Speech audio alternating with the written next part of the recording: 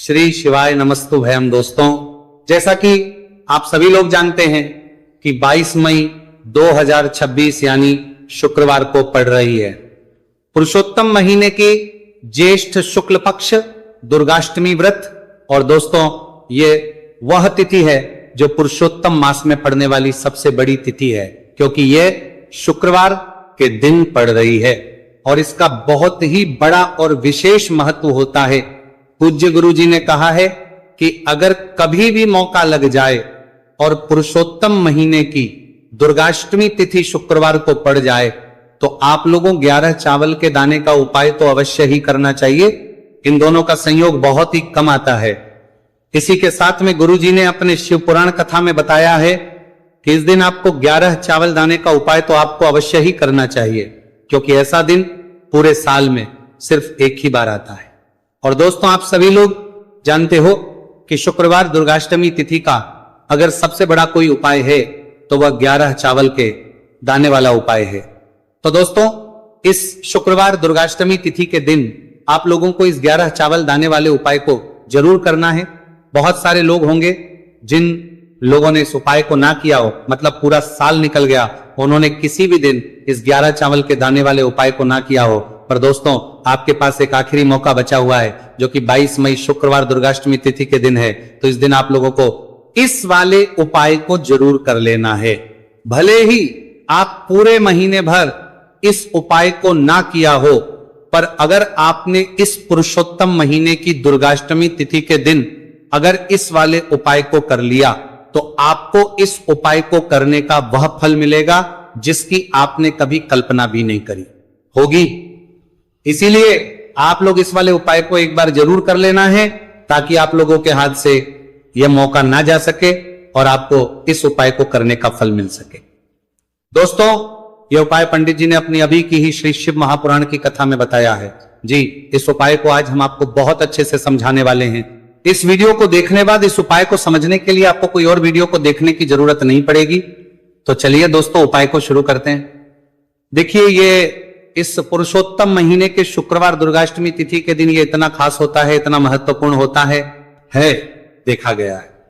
कभी कभी बड़े बड़े पूजा पाठ अनुष्ठान से जो मनोकामना पूर्ण नहीं होते, वो पुरुषोत्तम महीने के शुक्रवार दुर्गाष्टमी तिथि के दिन एक छोटे से उपाय करने से ही आपकी मनोकामना पूर्ण हो जाती है। और बहुत सारे लोग इस उपाय को किया भी है और उनको इस उपाय को करने का फल भी जरूर मिला है। अगर आप लोग भी इस उपाय को करना चाहते हैं तो आप इस उपाय को पहले अच्छे से समझ लेना, सुन लेना, उसके बाद करना। आपको इस उपाय का फल जरूर मिलेगा। और इस उपाय को कर लेने से आपके घर में चाहे किसी भी प्रकार की दुख और समस्या क्यों ना चल रही हो, आपको उसका कारण भी नहीं पता है कि भाई ये समस्या किसका कारण से चल रही है, उसका भी कुछ कारण हो सकता है, जैसे पितृदोष हो सकता है या किसी भी तरह का मंगल दोष भी हो सकता है। तो इस दिन आप लोगों को ये वाला उपाय कर लेना है। ये एक ऐसा उपाय है जिस उपाय को अगर किसी विशेष दिन पर किया जाए तो भाई उस विशेष दिन का जो है वह तो हमें मिलता ही मिलता है, पर हमने उस दिन पर इस उपाय को किया है तो हमें उससे भी बड़ा फल मिलता है। और फल बहुत जल्दी मिलता है, वो अगर पली पर कली पर, क्योंकि आप इस उपाय को बहुत ही बड़े और विशेष पर कर रहे हो। तो चलिए अब उपाय के बारे में बात करते हैं, लेकिन उससे पहले आप लोगों को यह जानना आवश्यक है कि आखिर यह उपाय किस समय करना है, किसको करना है और कैसे करना है।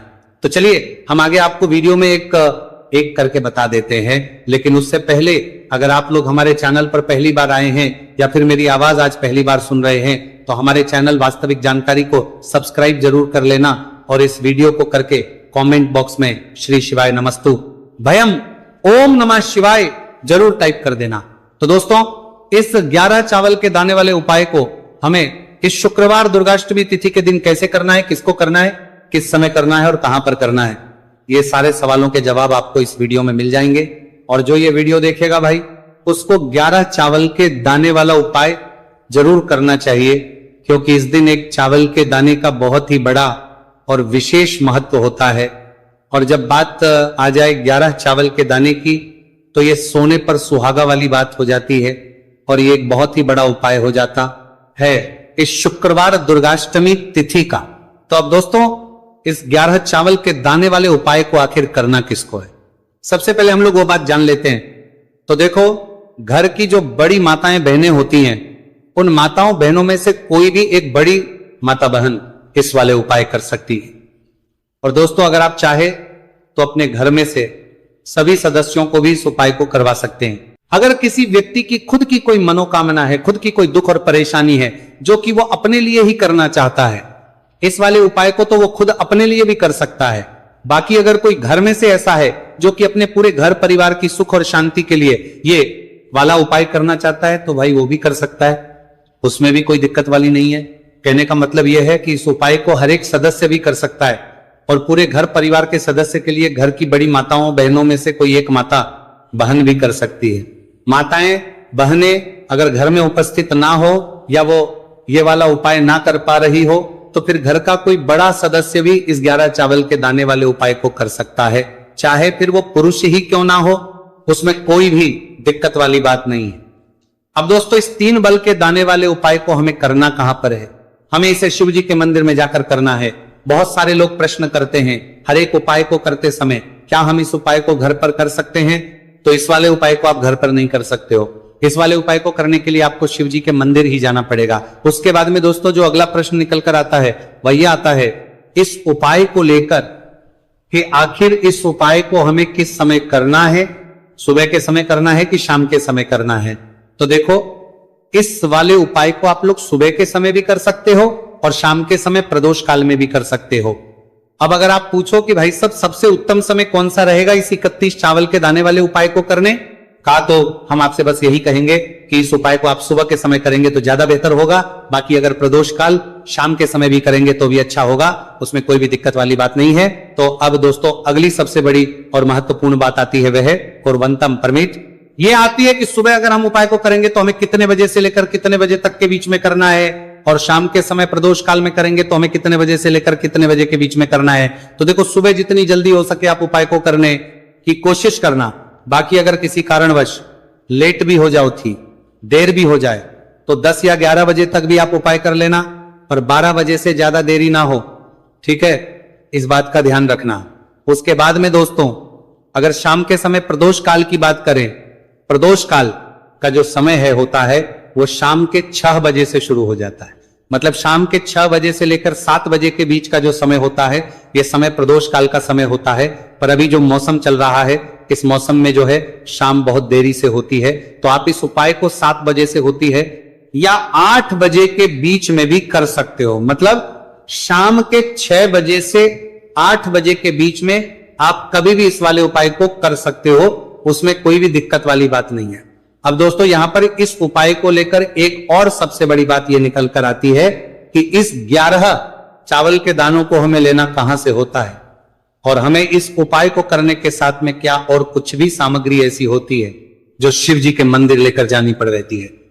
तो देखो यहां पर हम आपको बता दें, सबसे पहले आप लोग ये जान लो कि ये जो 3 चावल के दाने वाला उपाय है, सिर्फ और सिर्फ आप उपाय की सामग्री लेकर कभी भी शिव जी के मंदिर मत जाना, क्योंकि हमें भगवान के सामने यह नहीं दर्शा है कि अगर हम भगवान शिव जी के मंदिर आए हैं तो अपने फायदे के लिए आए हैं।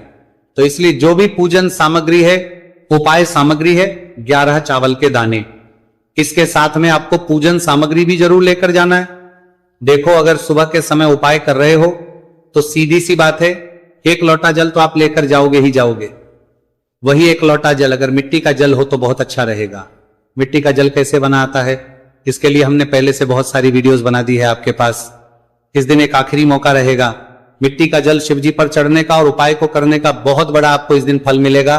तो इसीलिए इस दिन हो सके तो भाई मिट्टी का जल चढ़ाना तो अपने साथ में कम से कम 1 लोटा जल तो आपको लेकर जाना ही जाना है। अगर मिट्टी का जल नहीं है तो घर का जल भी आप इस्तेमाल कर सकते हो। इसके अलावा जो भी पूजन सामग्री है, देखो 11 के दाने ये अलग आपके रहेंगे और जो आपकी पूजन सामग्री रहेगी वो अलग रहेगी। पूजन सामग्री में आप जो भी चीज लेकर जाना चाहे वो लेकर जा सकते हैं, एक बेलपत्र भी लेकर जा सकते हैं, उसमें कोई भी दिक्कत वाली बात नहीं है। वहीं अगर हम बात करें शाम के समय की, तो शाम के समय शिवजी पर जल नहीं चढ़ता है, इसीलिए शाम के समय आप लोग एक दीपक तैयार कर लें जो कि गोल तीखा आटे का, शुद्ध देसी गाय का घी का होगा, है ना। इस बात का आप लोगों को ध्यान करना है और इस दीपक को आपको घर से जलाकर नहीं लेकर जाना है, भगवान शिवजी के मंदिर में जाकर ही जलाना है। इस बात का भी आप लोगों को ध्यान रखना है। अब दोस्तों यहां पर हमें इस बात को समझना है कि ये 11 चावल के दाने हमें लेना कहां से है। क्या हमें दुकान से लेकर आना है या हमें अपने घर से लेना है या कहां से लेकर आना है और कौन से चावल लेना है, क्योंकि चावल भी बहुत प्रकार के होते हैं। तो देखो इन सभी सवालों के जवाब आप लोग एक बात में सुन लो कि भाई जो उपाय है, इस उपाय में आपको यह नहीं देखना है कि भाई कौन से चावल है कौन से चावल नहीं है। बस जो भी चावल ले रहे हो वो चावल का दाना सबूत होना चाहिए, मतलब साबुत होना चाहिए, टूटा हुआ नहीं होना चाहिए, कटा पीटा नहीं होना चाहिए। ये बात आपको ध्यान रखना है। बाकी आपका चावल बासमती हो या सादा चावल हो या कोई सा भी चावल हो, उसमें कोई भी दिक्कत वाली बात नहीं। तो सीधी सी बात है कि आपके घर के रसोई घर में जहां पर आप बनाते हो वहां पर जो भी चावल आपके उपस्थित हो, उन चावलों में से अपनी एक कटोरी भर लेना या एक मुट्ठी चावल अलग से निकाल कर रख लेना, क्योंकि हम 11 चावल ही यहां पर इस उपाय में लेने वाले हैं। तो हमें ये चावल के दाने गिनकर निकालने पड़ेंगे, इस बात का आप लोगों को ध्यान रखना है। तो अपने उस चावल की कटोरी में से या चावल में से 11 ऐसे चावल के दाने आप लोग निकाल लो जो कि टूटे हुए ना हो, कटे पीटे ना हो, कोई दाग ना लगा हुआ हो, है ना। अच्छे साबुत चावल के दाने 31 दाने आप लोग निकाल कर रख लो और इन्हें किसी भी एक कागज की पड़िया में या किसी एक छोटी सी कटोरी में आप लोग रख लो, ताकि ये सुरक्षित रहे, आपके एक भी चावल का दाना इधर उधर ना हो और आपका उपाय भी पूरा अच्छे से हो जाए। तो भाई जैसे ही आपका उपाय की जो सामग्री है 11 चावल के दाने ये तैयार हो जाते हैं, उसके बाद में आपको जो भी अपनी पूजन सामग्री है सुबह समय कर रहे हो तो एक लोटा जल और एक बेलपत्र या पूजन सामग्री जो लेकर जाना चाहो उसकी भी तैयारी कर लेना। और शाम के समय जा रहे हो तो भाई अपना जो दीपक है उसे तैयार कर लेना, ठीक है। और उपाय को करते समय शुद्धता का विशेष रूप से ध्यान रखना, ठीक है। सुबह सुबह स्नान करने के बाद ही उपाय को करने की आप लोग तैयारी करना। उसके बाद अगर शाम के समय की बात करें तो शाम के समय आपको स्नान करने की जरूरत नहीं है, पर शुद्धता ध्यान रखना है। आपको स्नान तो नहीं करेंगे, आप हाथ मुंह धोकर भी इस वाले उपाय को शाम के समय प्रदोष काल में कर सकते हैं, इसमें कोई दिक्कत वाली बात नहीं है। तो आप अपने उपाय की पूरी सामग्री तैयार करके आपके पास ही में जो आपका शिव मंदिर हो वहां पर पहुंच जाइए। सबसे पहले शिव मंदिर में जाकर आप लोगों को उपाय नहीं करना है, पहले भगवान के दर्शन करना है, भगवान से आशीर्वाद प्राप्त करना है, फिर शिव जी की शिवलिंग के पास में आना है। शिवलिंग के पास में आने के बाद जो पूजन सामग्री लेकर आए हुए हैं, जैसे कि सुबह गए हुए होंगे तो एक लोटा जल और जो भी पूजन सामग्री लेकर आए हैं आप उनसे भगवान शिव जी की पूजन कीजिए। सबसे पहले तो एक लोटा जल ही चढ़ेगा, फिर आपको एक बेलपत्र श्री शिवाय नमस्तुभयम का जाप करते हुए शिवलिंग पर चढ़ा देना है। उसके बाद में आपकी पूजन सामग्री चढ़ेगी। उसके बाद में अगर दोस्तों शाम के समय अगर आप इस उपाय को कर रहे हो तो अपने साथ कम से कम एक जो दीपक है बोलबाती का जो आप अपने साथ में लेकर गए हो, उस दीपक को मंदिर में जाकर अपनी माचिस से जलाना है और उस दीपक को शिवलिंग के पास में रखना है, ठीक है।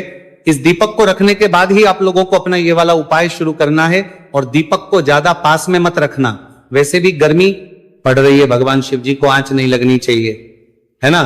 तो भाई जैसे ही आपकी पूजा अर्चना हो जाती है आप भगवान शिव जी को प्रसन्न कर लेते हैं। उसके बाद शिवलिंग के पास ही में आप कहीं पर बैठ जाइए, सामने या आसपास जिस जगह पर आपको बैठना हो वहां पर बैठ जाइए और अपने वो 11 चावल के दाने अपने सामने निकाल कर रख लीजिए, क्योंकि अब यहां पर उपाय को यहां पर करने की आपको तैयारी करना है।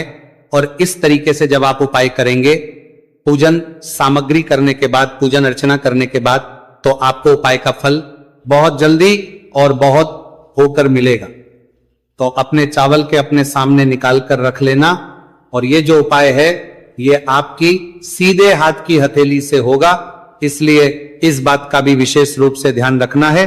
तो सीधे हाथ की हथेली का प्रयोग करके ही आप लोग अपना इस वाले उपाय को करना।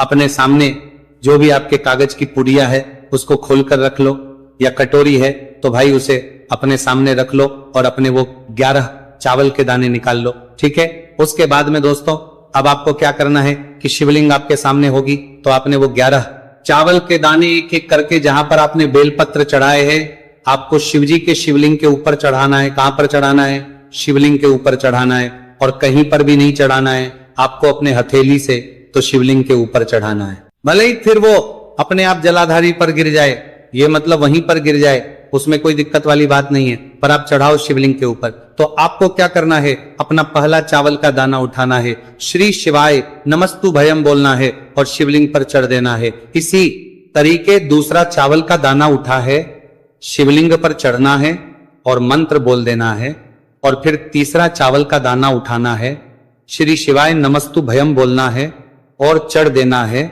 इसी प्रकार से आपको पूरे 11 चावल के दाने एक एक करके शिव जी के शिवलिंग के ऊपर चढ़ाना है और भगवान से प्रार्थना करते जाना है। मतलब प्रार्थना तो आपको आखिरी में करना है, पर हर एक चावल के दाने को चढ़ाते समय श्री शिवाय नमस्तु भयम जरूर बोलना है।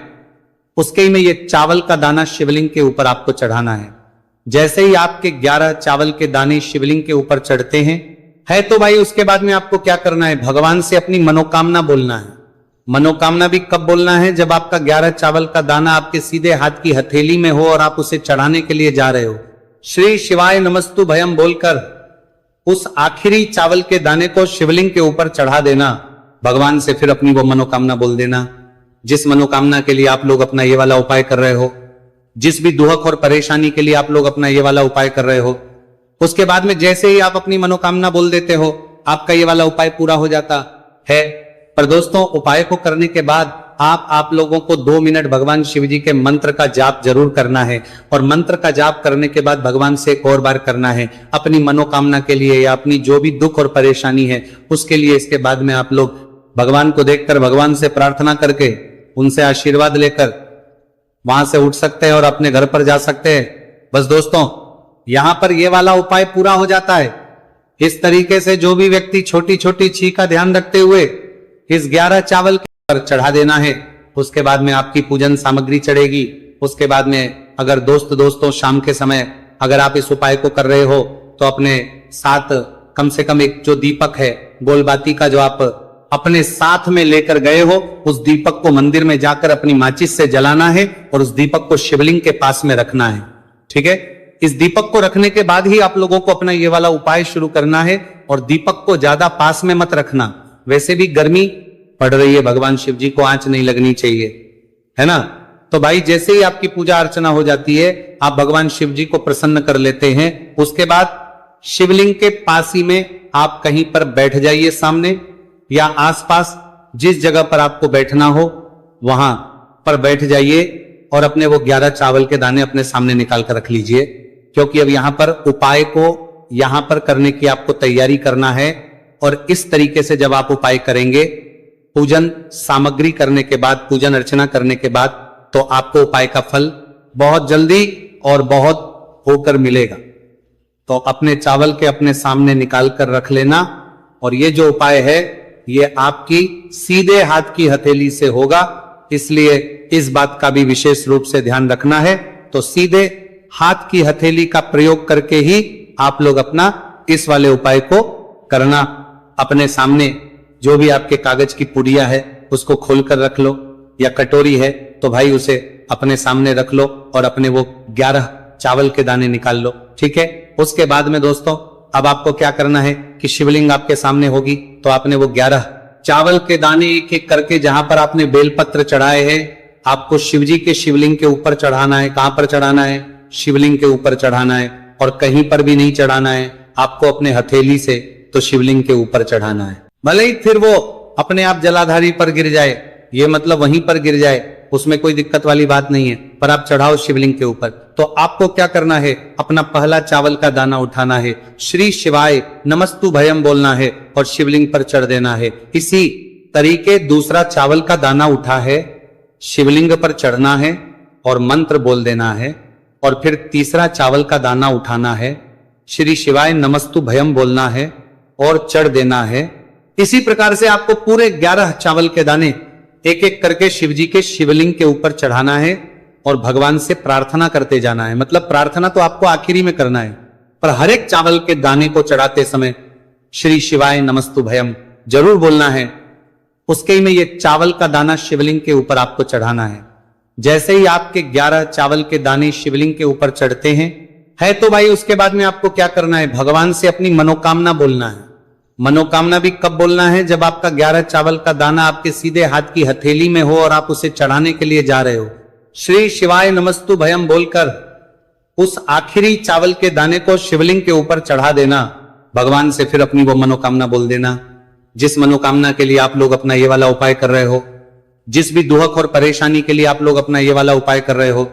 उसके बाद में जैसे ही आप अपनी मनोकामना बोल देते हो, आपका ये वाला उपाय पूरा हो जाता है।